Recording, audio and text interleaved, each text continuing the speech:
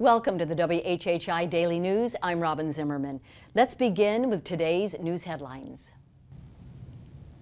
We finally have a trial date for someone involved in the Murdoch scandals. Federal Judge Richard Gergel wants to see Murdoch's banker, Russell Laffitte, and all the lawyers on Election Day, November the 8th, in his Charleston courtroom to start selecting a jury in the case of Laffitte helping Murdoch commit financial crimes before and after the murder of Alec's wife and son. The trial is expected to last less than 2 weeks once a jury is chosen.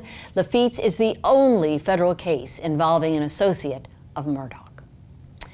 The town of Hilton Head wants to make sure you have a say in who it hires as the next police chief. The town is doing an online survey on its website to make sure it has its priorities in line with your priorities. You've got till a week from tomorrow to weigh in. Bluffton's gone through a handful of police chiefs in the past few years. The most recent, Stephanie Price, resigned last month after less than 2 years on the job.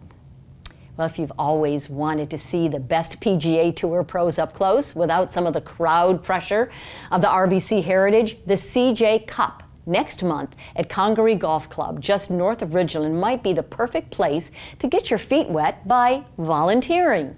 The tournament will be the week of October the 17th through the 23rd and will have a field half as large as last year's Palmetto Championship, but with a lot bigger names. Rory McIlroy is a defending champ when the tournament was played in Las Vegas last year. And you can find out more about volunteering and even buying tickets at cjcupsouthcarolina.com.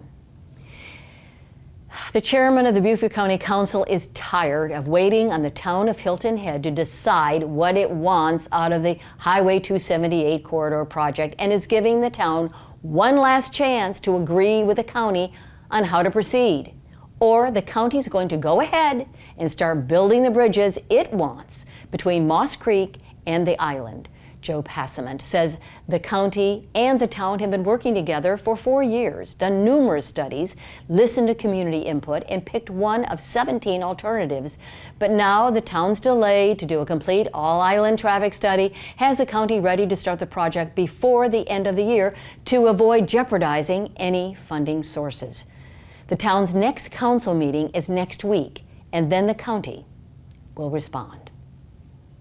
And finally, the city of Beaufort has found a way to raise more than $600,000 for improving Southside Park by selling a paved parking lot it doesn't use on North Street to Beaufort County, which does use the lot for parking for the sheriff's office. Now, the deal could close by the end of November, and the city already has a plan for using the money to add parking, playground areas, and an event pavilion to the park. For more information on these stories and many more, please check out the media sources listed on the screen, and remember to follow us on Facebook and Twitter, and check out our website at WHHI-TV.com. And if you have a news tip, story idea, or a cool weather photo, well, you can just email it to us at news@WHHI-TV.com. And now, let's turn it over to Justin Jarrett for an update on the sports. Justin? Today on Last Night in the Loco, powered by Locosports.com, we highlight a couple of former Loco stars who are still making us proud from afar.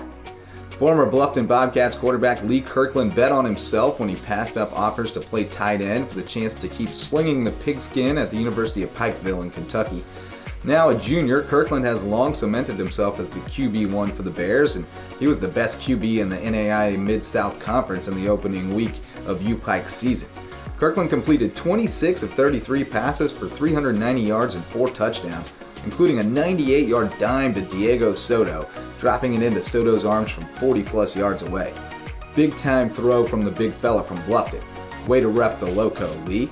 The Loco is also proud to claim our resident pro golfer Bryson Nimmer, a Hilton Head Christian Academy graduate and former Clemson All-American, now trying to make his way on the pro circuit. And Bryson earned a nice paycheck last week with a phenomenal performance at the G Pro Tour's Augusta Open.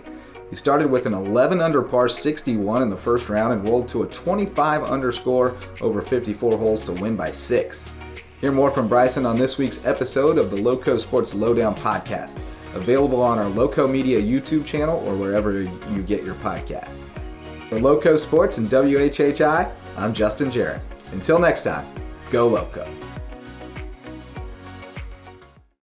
Thanks for that great update, Justin. Good job. And now, what's going on with the weather? I think it feels a little bit cooler, maybe like fall. What about it, Maria? Thanks, Robyn. All right, so taking a look ahead, it does look like we're going to get a break in the rain in the next couple of days. Wednesday, it's going to be cloudy with Hilton having a high of 86, a low of 69. Bluffton's going to have a high of 87, a low of 66. And Beaufort's going to have a high of 88 and a low of 66. The sunrise for Wednesday is going to be at 7:06 and sunset's going to be at 7:30. Taking a look at the beach tides, low tide's going to be at 7:38 a.m. and high tide's going to be at 12:48 p.m. Taking a look into the rest of the week, Thursday it's going to be cloudy with highs in the 80s, lows in the 60s. Friday there's going to be showers in the morning, but then it's going to clear up by the afternoon, and it's going to be highs in the 80s, lows in the 60s. And then come Saturday, it's going to be cloudy with scattered thunder showers throughout the afternoon, highs in the 80s, lows in the 70s. That's it for today. Let's head it back to the desk. Coming up after the break, J.R. Brown will join us. He'll be talking about a couple of upcoming fundraisers for Operation Patriots. Don't go away.